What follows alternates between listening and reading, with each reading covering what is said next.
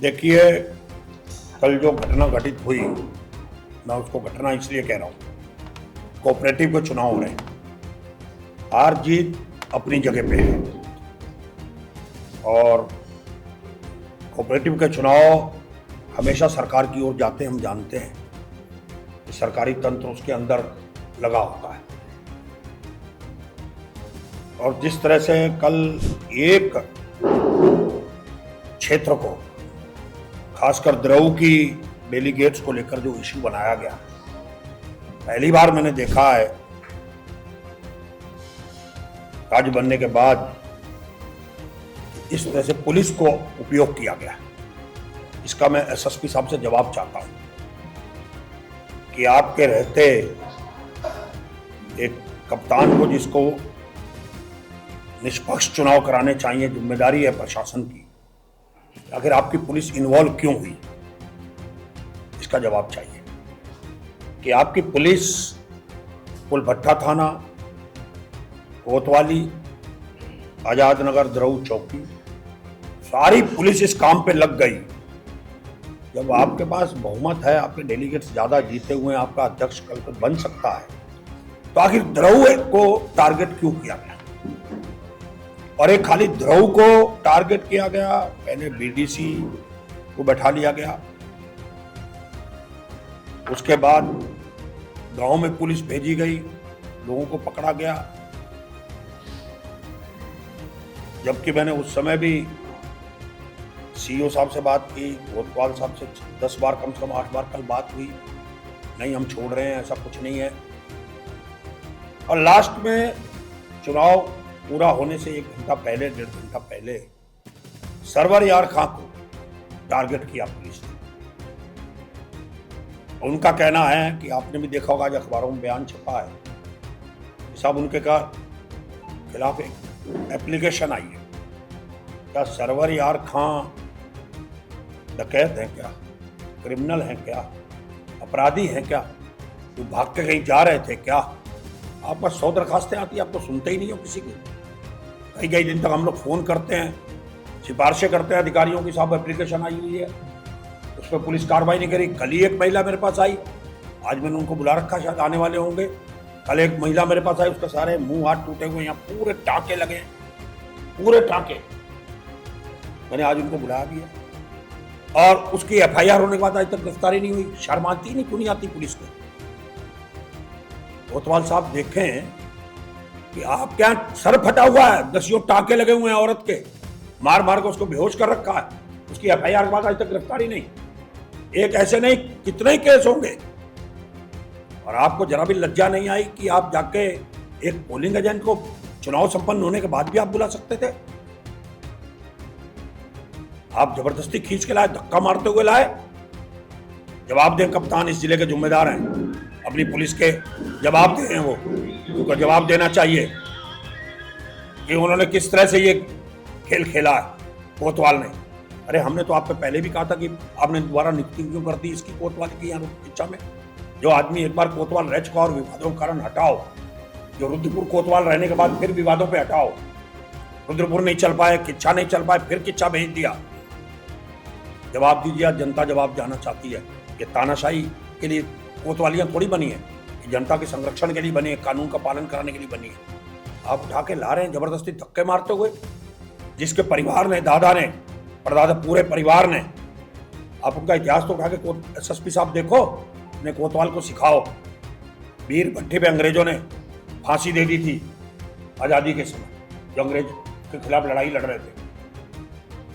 आप उनको क्रिमिनल बना रहे हो, और ऐसे आदमी की एप्लीकेशन पे जो खुद क्रिमिनल हो, जिसका इतिहास है क्रिमिनल का। शीशगढ़ थाने में जाके कप्तान साहब देखो ना कितने मुकदमे हैं, इच्छा कोतवाली में देखो ना कितने मुकदमे हैं, गौकशी के मुकदमे, खनिज के मुकदमे, 307 का मुकदमा जिसके ऊपर दसियों तरह के आरोप हैं, उसकी एप्लीकेशन पे आप काम कर रहे हो। आम आदमी के साथ कोई घटना होती तो कहते भी कोई नया सरवर यार खान है, और झूठा है भाई यार। यहाँ उसके घर पे भी कैमरे लगे हैं, 10-10 कैमरे सरवर यार खान के भी लगे। हथियार लेके निकले होंगे ना घरों से, तलवारें लेके निकले होंगे ना घरों से, कहीं इकट्ठे हुए होंगे, कहीं तो फुटेज दिखाओ। आपको शर्म नहीं आई? मैंने फिर आपके यूं हाथ जोड़े, 2 बार कप्तान साहब मैंने आपके कोतवाल को 2 बार हाथ जोड़े कि आप इनको जाने दो, जैसे ही पोलिंग निपट जाएगा, काउंटिंग निपट जाएगी, इनसे जो पूछना पूछ लेना। पर आपके कोतवाल को शर्म नहीं आई कप्तान साहब, मेरे विधायक हाथ जोड़ रहा है, विधायक। लज्जा आनी चाहिए थे आप लोगों को।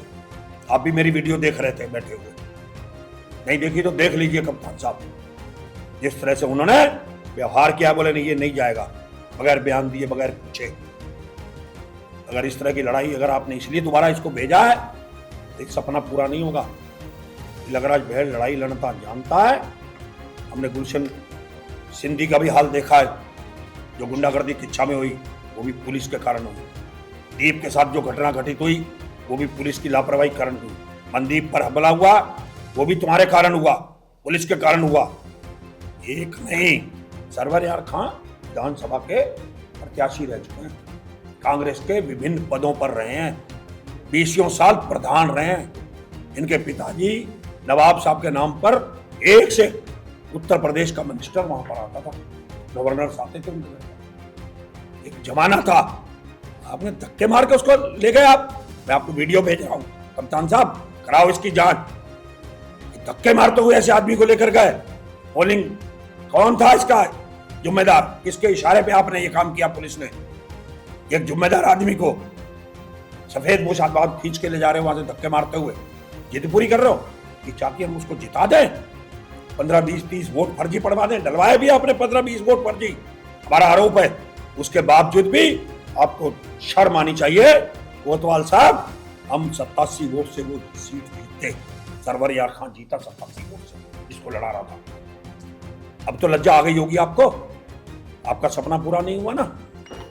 आप किसी और के कहने से, कंधे पे आपके बंदूक को लोग चला रहे हैं, राजनीतिक लोग, और आप अपना कंधा मजबूत इसको उपयोग करने दे रहे हैं, ये नहीं चलेगा। और ये लड़ाई अब मैं शुरू कर रहा हूं, आज आपसे ऐलान कर रहा हूं। तिलकराज बहड़ अब तुम्हें चैन से नहीं बैठने देगा। मैं एसएसपी साहब से सवाल कर रहा हूं, हाथ जोड़े हैं, धक्के मारे हैं, इसका जांच होगी, नहीं होगी करोगे कार्रवाई तो फिर ये तिलकराज बहड़ 27 तारीख को हम लोग कोतवाल का पुतला फूकेंगे महाराणा प्रताप चौक पे। 1 मार्च को हम एससीओ के ऑफिस के बाहर में उपवास पर बैठूंगा, 2-3 घंटे के लिए प्रदर्शन करूंगा। और 5 मार्च को अगर कप्तान साहब आपने 1 तारीख 2 दिन दे रहा हूं, पुतला फूकेंगे, नहीं कार्रवाई की, 1 मार्च तक आपने अगर इसको नहीं हटाया तो 5 मार्च को एसएसपी दफ्तर का घेराव होगा और ऐतिहासिक होगा।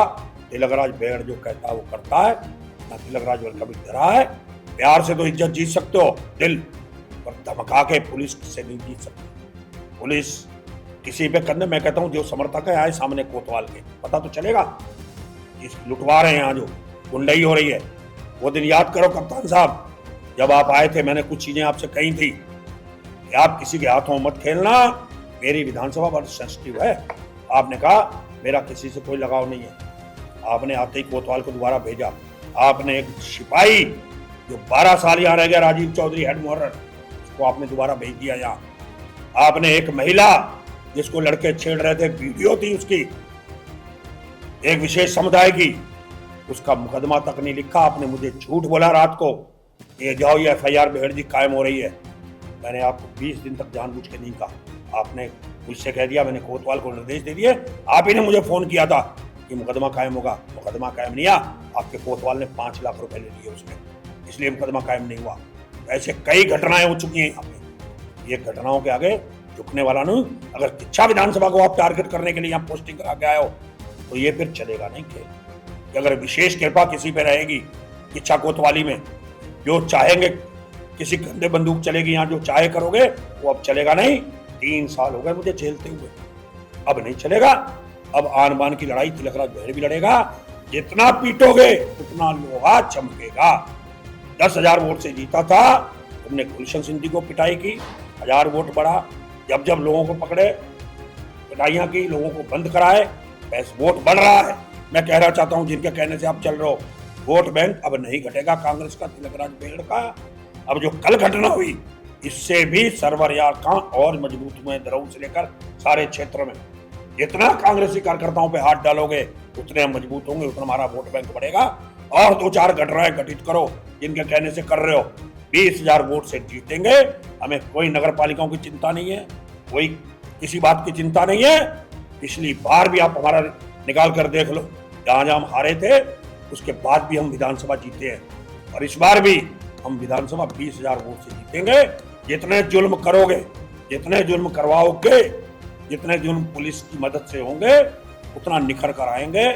मैं कभी न झुका न झुकता हूं और ये लड़ाई मैं आज प्रारंभ कर रहा हूं। और उसके बाद अगर एसएसपी के घेराव होगा, उसके बाद अगला चरण वहीं पे घोषित करूंगा।